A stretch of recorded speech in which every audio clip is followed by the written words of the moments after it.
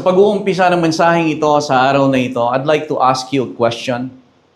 Kung papipiliin ka ng tatlong bagay lang na pwede mong itabi o itago sa buong buhay mo, ano itong tatlong bagay na ito na itatabi mo, pahahalagahan mo? Ang mensahe natin sa umagang ito ay pinamagatan kong living for what is of true value. Subtitle, Trading the Temporal for the Eternal. Merong isang kwento na merong isang kolektor ng mga rare na bagay. Babasahin ko na lang para mabilis tayo. May isang sikat na kolektor ng mga antique. Ang pangalan niya ay Don Aurelio Vargas. Meron siyang museum sa kanyang mansyon. So mayaman siya na puno ng sari-saring mga bihira o bihirang kayamanan, mga rare. Puno ang kanyang tahanan ng mga antigong scroll, mamahaling alahas, at mga estatwang galing sa iba't ibang panig ng mundo. Ngunit sa kabila ng karangyaan yon, marami siyang ari-arian sa bahay. Tahimik ang kanyang buhay. Tahimik sa bahay at malungkot. Naniniwala si Don Aurelio na ang pamana o legacy, ika nga yung bagay na iiwanan sa pamilya, ay nasusukat sa dami ng pag-aari na iiwanan mo sa iyong mga anak at apo. Taon ang ginugol niya sa paglalakbay, sa paghahanap at paghahabol ng mga bagay na kakaiba, mga rare items. At kung ano ang mahalaga sa mata ng mundo, so hinahanap niya ito kung saan-saan siya nagpupunta. Maingat niyang tinatala ang bawat piraso, nililista niya ang mga antik niya, lahat ng pag-aari niya sa museum niya. Nililista niya ito, bawat isa. Ang pinagmulan nito, kung saan ito galing, anong bansa, anong taon, yung kasaysayan at value nito. So sinusulat niya. Gayunpaman, hindi niya kailanman isinulat ang pangalan at birthday ng kanyang mga apo. Right? Isang gabi habang siya ay nanghihina na sa sakit, kasi matanda na siya, tinanong siya ng nurse, gusto niyo po bang makita ang mga apo niyo? So napahinto si Don Aurelio, naalala niya ang mga mukha ng mga apo niya, pero malabo, parang hindi niya maalala na gaano. Pero ang mga pangalan, hindi niya na matandaan totally. May Alzheimer na siya. Pumatak ang luha sa kanyang mga mata, hindi dahil sa karamdaman, kundi sa mga taon na nasayang o nawala. Naipon niya nga ang kasaysayan. Meron siyang, siyempre, mga rare items na nagmula sa iba't ibang panahon. Naipon niya ang kasaysayan pero hindi ang sarili niyang kwento. Ang mga kayamanan ay mananatili pero ang tuwa ng mga bata, ang kwento ng pamilya, ito yung mga bagay na nakalimutan niya.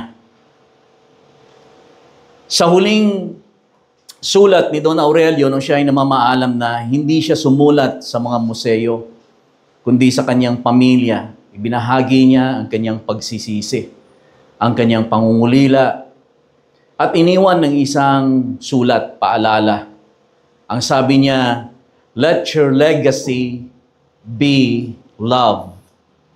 Let your treasure be time. So ang paalala niya nung huling yugto ng kanyang buhay, gawin mong pamana ang pag-ibig at oras ay gawin mong iyong kayamanan. Ang tatalakayin natin sa umagang ito, tulad ng binanggit ko kanina, living for what is of true value. Pamumuhay ng kung ano ang talagang tunay na merong kabuluhan sa buhay. Living or trading the temporal for the eternal. Nabanggit natin ng mga nakaraan na maikli ang buhay. Subalit ang kagandahan sa kaiklian ng buhay ay kaya nating ipagpalit ang maikling buhay para sa pang walang hanggan. Amen. Ang buhay natin, hindi ko na pa masyadong ididiin pa ito. Ang buhay sa mundong ito ay maikli. Nare-realize natin yan, maaaring meron kayong mga kakilala, mahal sa buhay na kasama ninyo dati, ngayon wala na. At darating ang panahon na tayo din, kung hindi babalik ang Panginoon sa panahon natin, halimbawa, tayo din iiwanan natin ang mundong ito. But the question is, ang mga bagay ba na ating pinaglaanan ng oras, ang mga bagay na itinuring nating mahalaga, tumatawid ba ito para sa pangwalang hanggan? I believe that one of the characteristic of this generation, naniniwala ako na isa sa mga katangian ng henerasyon natin sa ngayon is that it has lost sight of what is truly valuable. Well, maaaring sa akin ito, pero ang tingin ko sa generation na ito ay parang hindi natin, nawala natin sa generation sa ngayon, nawala natin ang pagpapahalaga sa mga bagay na tunay na mga mahalaga. At ang napapahalagahan natin sa panahon ngayon ay mga bagay na hindi naman talaga totoong mahalaga. Subalit binigyan lang ng mundo ng pagpapahalaga. Hindi lahat ng mga kumikinang ay ginto. Subalit ang generation na ito ay parang hinahabol yung mga makikinang na bagay. Subalit kapag natanggap mo na ito, inabot, nakamtan mo, yun pala sasabihin mo, hindi pala tunay na ginto. Ito pala ay isang tanso. Ang generation na ito ay namumuhay sa binavalue ang mga bagay na hindi mahalaga. Katulad halimbawa na lamang sa social media, ang mga nagba-viral, yung mga bagay na walang kakwenta-kwenta. Pag magpo-post ka ng something that is valuable in the sight of God, in God, something that is of true value, yung mahalaga, hindi papansinin ng tao. Ang nagba-viral ay kung ano yung mga walang kakwenta-kwentang mga bagay. But anyway, magbibigay ako ng ilang mga bagay.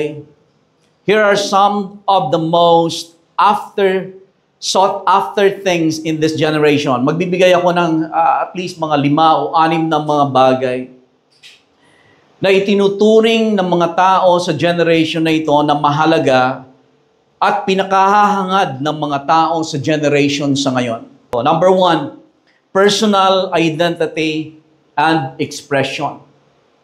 Ang generation na ito, some people sacrifice what is normal and moral just to be what they call authentic.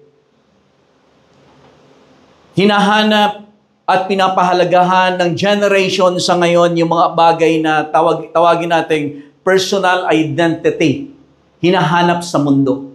Ang generation sa ngayon, especially yung mga kabataan, they're willing to give up, or to sacrifice what is normal and moral para lamang maging authentic na tinatawag. Sinasacrifice yung moralidad. Sinasacrifice yung normal para lamang matawag na gusto kong maging kung sino ako. Hindi ka kilala ng mundong ito. Ang mundong ito ay laging magbibigay lamang sa iyo ng duplicate na tinatawag. Ang mga tunay na bagay ay nagmula sa Diyos. At kung nais natin ang mga tunay na mahalagang bagay at ang tunay na bagay na merong tunay na value, itong lahat ng ito ay matatagpuan mo sa Diyos. Ang value mo ay hindi mo matatagpuan sa mundo. Amen. Ang tunay mong value ay matatagpuan mo doon sa lumikha sa iyo. Sa kapanahunan natin, willing ang mga tao ngayon na ipagpalit ang family expectation. Inaasahan ng magulang sa kanila. O kahit na yung sarili nilang pamilya, ipagpapalit nila. Kahit na yung security nila, just to live freely. Gusto kong maging malaya. Hindi nila iindahin, hindi nila pakikinggan yung sasabihin kung ano ang mahalaga sa kanilang pamilya. Yung sinasabi ng magulang, kaya nilang ipagpalit maging ang pamilya nila para lamang sila makapamuhay ng merong kalayaan. Right? Ano pang bagay? Pangalawa, na pinupursu ng generation natin sa ngayon, Pangalawa, acceptance and belonging, or a desire to be accepted and to belong. So itong dalawang ito ay magkasama, yung number 1 and number 2, madalas yan siyang magkadugtong. Deep connection is crave. Ninanais ng tao, lalo na sa kabataan ngayon, yung tinatawag na deep connection. Yung yung connection, deep connection, whether romantic or communal na tinatawag, community. So, hinahanap ng tao yung connection, yung maging katanggap-tanggap. Halimbawa, yung number 1, hinahanap nila yung kanilang identity, right? At expression.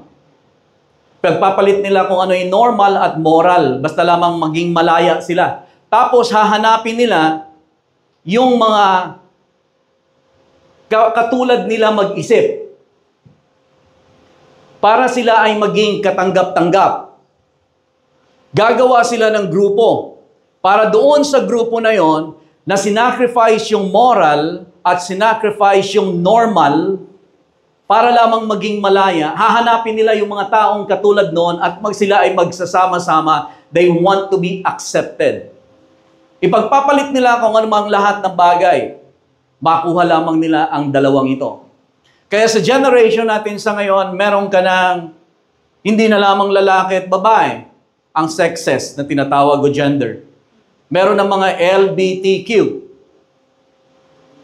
Ang pinagmulan niyan itong dalawa.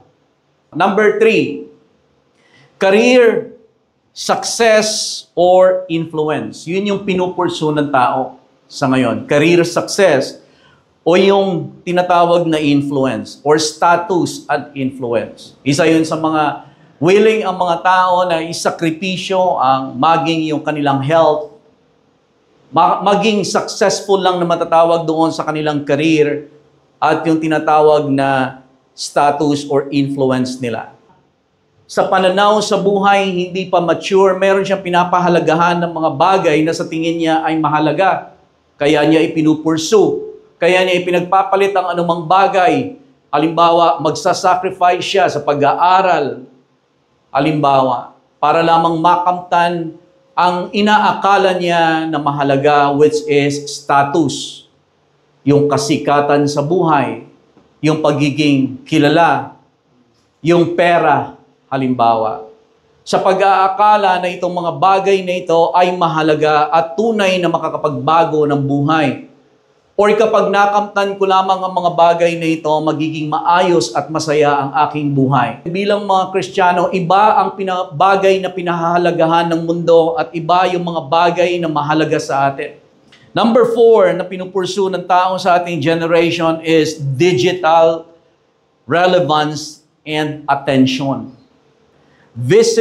Visibility na tinatawag, pagiging visible online is often equated with value. So parang ngayon, kapag viral ka, sumikat ka, parang mahalaga ka.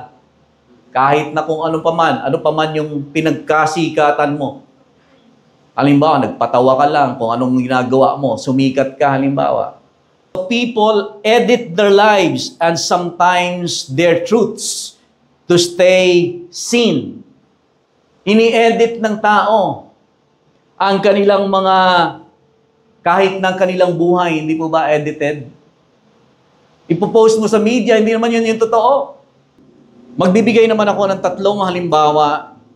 The cost of temporary gain.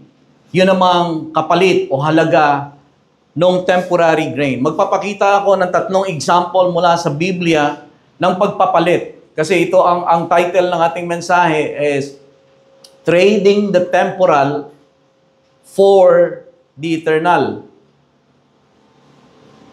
Right? So pagpapakita ako ng mga 3 tao, 3 cases lang sa Bible na makikita natin pinagpalit nila kung ano yung may value, yung eternal na mga bagay pinagpalit nila sa temporal. Number 1, makikita natin si Esau. Sa Genesis chapter 25 verse 29 to 34. Now, Jacob cooked a stew. Nagluto siya ng stew And Esau came in from the field. Dumating si Esau mula sa kanya, sa ginagawa niya, and mula sa field, and he was weary. Pagod siya. Verse 30, and Esau said to Jacob, sinabi ni Esau kay Jacob, please feed me with that same red stew, for I am weary. Pagod ako, gutom. Therefore, his name was called Edom. So, galing sa pangangaso, sabi niya, pakainin mo ako. But Jacob said, sell me your birthright as of this day. Sabi ni Esau, look, I am about to die. Mamamatay na ako, gutom na ako. So, anong halaga? What is this birthright to me? And then Jacob said, swear to me this day. Ay, magsumumpa ka, magbigay tayo ng kasunduan.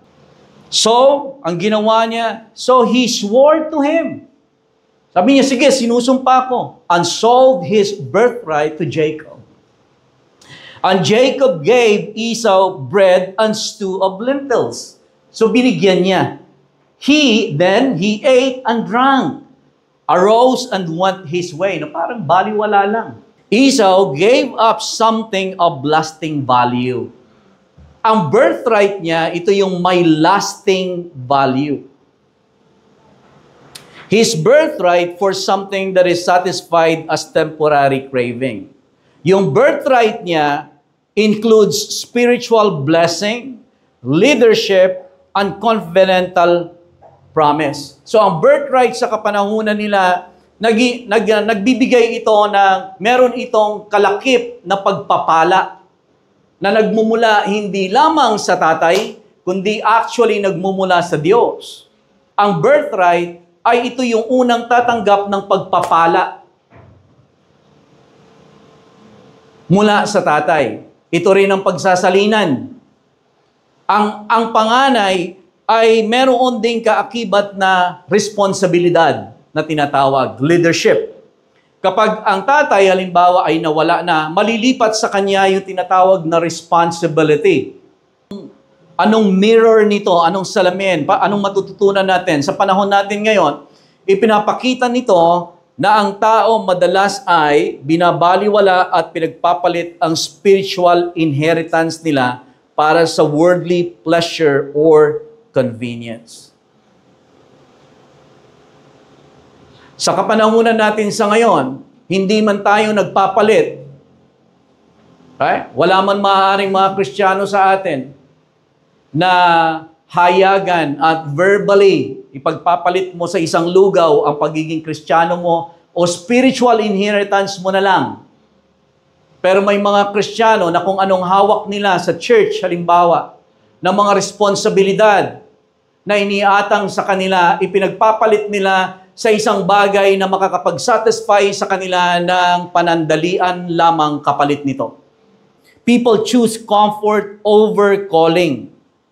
Pagpapalit ko ito sa pamamagitan ng pagkakaroon ng trabaho na ganito, magiging komportable ako, despite na alam nila na tinawag sila ng Panginoon for a certain calling that is on their life. And I pray sa panahon natin mga kapatid, makita natin ang tunay na value ng buhay. Kaya ito nasa series natin, pagpapahalaga, living for the eternal. Kasi ang gusto natin may communicate. Mga kapatid, nais kong maibigay o hindi man siya maging madali para sa akin na may communicate, pero ang nais ko na makita natin na ang buhay dito sa mundo, maikli man ay kaya at pwede nating maipagpalit sa bagay ng mga eternal. Hindi yun alam ng sanlibutan. Hindi yun alam ng mga tao na hindi nakakakilala sa Diyos. Kaya ang gusto nilang mangyari sa buhay nila ay para lamang sa buhay na ito. Gagawin nila ang lahat para maging mayaman. Ang gusto kong ma-realize ng bawat isa sa atin, mga kapatid, na makita natin na ang buhay dito sa mundo, pinapakita yan ng Biblia, na ang buhay sa mundo ay seed lamang. Isang binhi na itinatanim sa mundong ito na nagbubunga ng pangwalang hanggan.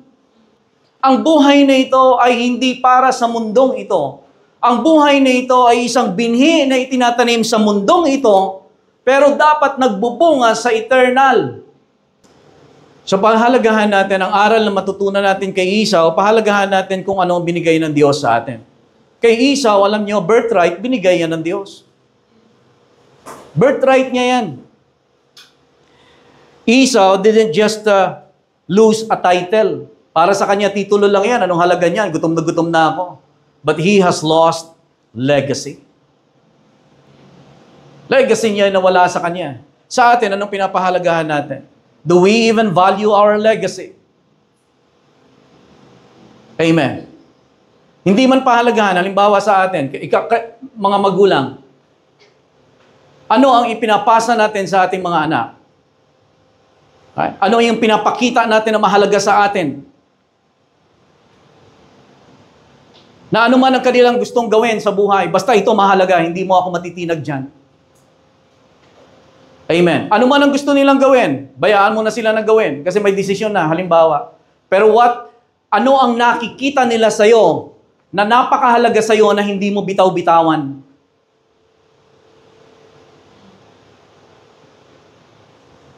Amen. Anong legacy ang iniiwan natin? Anong nakikita ng ating mga anak sa atin? Na mahalaga. Na ano man ang gawin ninyo, mahalaga sa akin ang relasyon ko sa Panginoon. Mahalaga sa akin ang paglilingkod. As for me and my house, I will serve the Lord. Amen. Maaari, hindi man nila sundin sa ngayon, pero kung ikaw ay hindi magbibend na kung ano mahalaga sa iyo, ay iingatan mo, ipipreserve mo, yun yung makikita nila sa iyo. Amen? Yung legacy natin, ingatan natin. So at sa mga kabataan naman halimbawa, huwag niyong isipin na ngayon ay ang mga magulang lang ang magbibigay ng legacy. Ngayon pa lamang, sa panahon ninyo ngayon, tignan ninyo kung anong mahalaga sa inyo at kung magkaroon kayo ng pamilya, anong mahalaga sa buhay mo. Pag nagkaroon kayo ng pamilya, anong iiwanan mo sa mga anak mo? Amen? Pangalawa, na tao na ating maanuhan ng aral dito, na pinagpalit yung temporal sa eternal, ay si Judas. Si Judas, makikita natin sa Matthew chapter 26, 14 to 16. Then one of the 12, isa sa 12 apostol o alagad ni Jesus, called Judas Iscariot, went to the chief priest and said, "What are you willing to give me if I deliver him to you?" Think about that. It has been an opportunity. Napakalaking pribilehyo, one of the greatest privilege given to mankind is to follow Jesus physically when He was on earth. Yet si Judas, pinagpalit ng 30 pieces of silver ang loyalty kay Jesus. Think about that. Judas did just betray Jesus. Hindi lang si Jesus ang binitray niya. He betrayed intimacy with Him. He betrayed truth. He betrayed purpose. Hindi tayo magiging maingat. Sabihin natin, hindi naman ako si Judas. But what are we exchanging intimacy with Christ for? Yung intimacy mo sa ating Panginoong Jesus, saan mo pinagpapalit? Over how much? Ilang malaking sweldo dito? This decision shows us compromise often begins subtly. Yung compromise, nag-uumpisa siya ng palihim. Subtle. With greed, resentment, or unmet expectation. Si Judas, merong unmet expectation yan kay Lord. Akala niya si Lord ay magtatayo ng kingdom niya. Yung government, itatayo. Yung resentment, yung greed, pagmamahal sa salapi, sa pera. Pinagpalit niya lahat ng yon. Imagine ninyo, Right? The greatest privilege, one of the greatest privilege ever given to mankind, yung matawag na disciple of Jesus Christ when He was on earth. At sa ngayon, hindi man tayo tawagin na Judas, but what are we exchanging our intimacy with Christ for? The truth and our purpose. Saan natin pinagpapalit ito? Amen. Pangatlo, si Demas. Sinacrifice naman ni Demas yung faith conviction niya for worldly convenience. Si Demas, 2 Timothy chapter 4, verse number 10 sa NIV. For Demas, kasama siya ni Paul, companion for Demas, because he loved this world. Has deserted me, iniwan niya ako. And has gone to Thessalonica. So Demas didn't live because of persecution. Si Demas, hindi niya iniwan si Paul, hindi niya iniwanan yung mission with Paul dahil sa persecution or theological agreement. Hindi sila nagkaroon ng ganun. He left because the world was more appealing. Ang mundo para kay Demas ay mas kumikinang.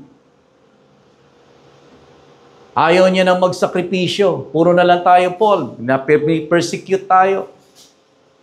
Ayaw tayong tanggapin ng society. Pangaral pa tayo ng pangaral. Persecute tayo. Ay. The pool of comfort for Demas. Pool of comfort. Kasi ang tawag ng Panginoon, madi-discomfort ka. Kung gusto mo maging komportable ang buhay mo, huwag kang maglingkod sa Diyos. Kung gusto mo maging komportable ang buhay mo, huwag ka din kumuha ng mga responsibilidad kahit sa bahay nyo. Kung gusto mo maging komportable sa buhay mo, huwag ka din mag-aral. Kung gusto mo maging komportable sa buhay mo, huwag ka rin magtrabaho. Yan, komportable ka lang. Gawin mo lang kung anong gusto mong gawin. At malalaman mo na ang buhay ay hindi patungkol sa pagiging komportable. Na ang paglago sa buhay, makikita mo na ito ay paghawak ng responsibilidad. Demas, worldly love is subtle. Makikita natin, it doesn't always look evil. So, alam niyo, ang mundo, hindi yan siya parang mag-a-appear sa iyo ang demonyo na parang may pitchfork. Subtle yan siya. It doesn't always look evil. It can be ambition na gusto mong marating. May pagkatawag ang Diyos sa buhay mo, pero meron kang gustong makamit na pansarili mo. Gusto kong sumikat. Gusto kong magkaroon ng pera. Gusto kong mabili ang lahat ng gusto ko.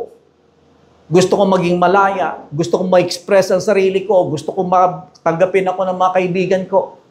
Gusto kong maging successful ako. Gusto kong sumikat ako. Gusto ko ganito. Right? Problema, may tawag ang Diyos sa buhay mo. Amen. Maaaring sasabihin mo, Lord, mahal mo naman ako eh. I-bless mo na lang kung ano yung gusto ko. Right? But it can be ambition, convenience, or even good things that distracts us from God's best. Faithfulness fades when eternity is forgotten. Ang faithfulness natin, nag-fade yan siya. Kapag nawala sa atin yung pananaw natin of eternity. Eternal rewards. Halimbawa, naglilingkod ka sa church, volunteer ka. Wala ka natatanggap na allowance. Right? Wala ka natatanggap na allowance. Ang katapatan mo, kapag wala kang nakita na meron kang eternal reward, na I'm doing this, Lord, for you, not for men. Amen. I don't know about you. Pero ako, itatanim ko ang buhay ko sa mundong ito at mag-aani ako ng reward for eternity. Minsan mahirap. Pero sinasabi ko sa sarili ko, tuloy lang. Tuloy lang. Kahit nakaka-discourage, kahit nakakapagod, tuloy lang. Tuloy lang. Amen. Hakbang lang. Isa pang hakbang. Tuloy lang uli. Tuloy lang. sa tulong at biyaya ng Panginoon. Amen. For we serve the Lord Christ. Since then, you have been raised with Christ. Set your hearts on things above, where Christ is, seated at the right hand of God. Set your minds on things above, not on earthly things. For you died, and your life is now hidden with Christ. Your life is hidden with Christ. Ang mundo na ginagalawan natin, we want to be seen. Di ba pag may post ka, social media, gusto mo makita. Amen. Gusto mo sumikat, gusto mo makita. Pero ang buhay mo, tago. Kay Kristo Jesus. Tago. Ngunit, binavalue ni Lord. Amen. To quote, let us not chase shadows. Huwag tayong manghabol ng anino. Let us not chase shadows when we are called to reflect the light. Live for what is of true value. What cannot be lost, yung hindi nawawala, even in death. May mga bagay na pwede mong hawakan sa buhay mo na hindi kayang kuhanin mula sa'yo kahit na kamatayan.